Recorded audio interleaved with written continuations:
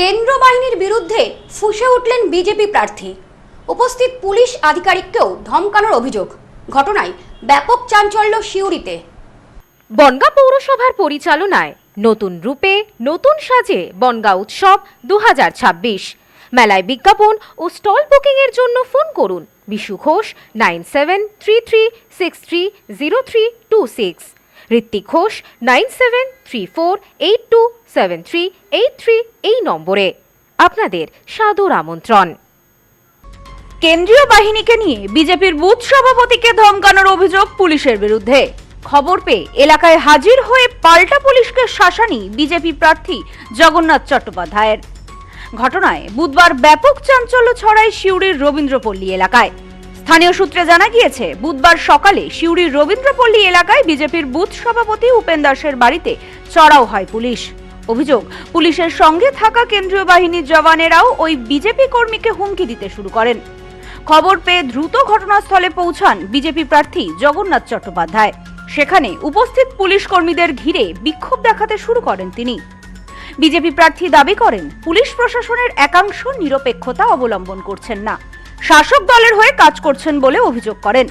ঘটনাস্থলে উপস্থিত পুলিশ আধিকারিকের উদ্দেশ্যে চিৎকার করে প্রার্থীকে বলতে শোনা যায়, ছ্যাবলামো করছেন। এরপর প্রার্থী বলেন, নির্বাচন চলাকালীন নিরাপত্তা রক্ষার দায়িত্বে থাকা বাহিনীর কাছ থেকে এমন আচরণ প্রত্যাশিত নয়।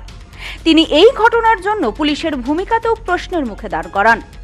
বস্তুত কয়েকদিন আগে তৃণমূল কংগ্রেস কার্যালয়ে কেন্দ্রীয় বাহিনী জওয়ানদের ক্যারাম খেলার ঘটনাও সামনে টেনে আনেন। সেই প্রসঙ্গ টেনে তিনি বলেন, এতে বাহিনীর নিরপেক্ষতা নিয়েও প্রশ্ন উঠছে। ঘটনাকে কেন্দ্র করে এলাকায় রাজনৈতিক চাঞ্চল্য ছড়িয়ে পড়ে। পরে সাংবাদিকদের মুখোমুখি হয়ে বিজেপি প্রার্থী বলেন, আমি আমার মতো ভোট প্রচার করছিলাম। সামনের একটি দোকানে যখন ভোটের প্রচারে যাই, তখন জানতে পারি তিনি তৃণমূল কাউন্সিলর।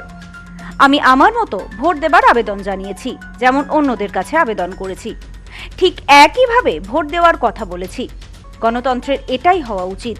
জানিও না ওটা কাউন্সিলরের বাড়ি, দরজা খুলে দেখছি কাউন্সিলর ভোট প্রার্থনা করতে ঢুকলো। বললাম জল কি করছে, জল খেলাম, বেরিয়ে এলাম। তাকে কনভিন্স করার চেষ্টা করলাম আমাকে ভোট দেওয়ার জন্য। উনি বলছেন আমি তৃণমূলের ভোট করছি, আমি আপনার আমার ভুল একটা কোনো অসুবিধা নেই, আপনি তৃণমূলের ভোট করুন।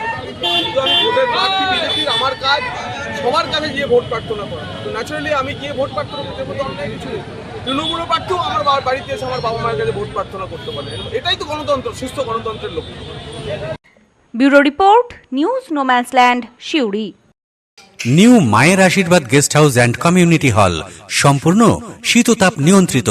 পাবেন অত্যাধুনিক এবং আন্তরিক পরিষেবা, যেখানে রয়েছে একসাথে 250 জনের অনুষ্ঠানের জায়গা, প্রশস্ত এরিয়া, 3টি রাস্তা সহ পার্কিং এর সুব্যবস্থা, অতিথিদের থাকবার জন্য পৃথক ঘরের ব্যবস্থা। বিয়ে সহ যে কোনো অনুষ্ঠানের বুকিং শুরু হয়ে গেছে। এখন বুকিং এর উপর রয়েছে 5% ডিসকাউন্ট। নিউ মায়ের আশীর্বাদ guest house and community hall, বাটামোড়, town মার্কেটের পিছনে। ফোন 9932389693 এবং 9153032873।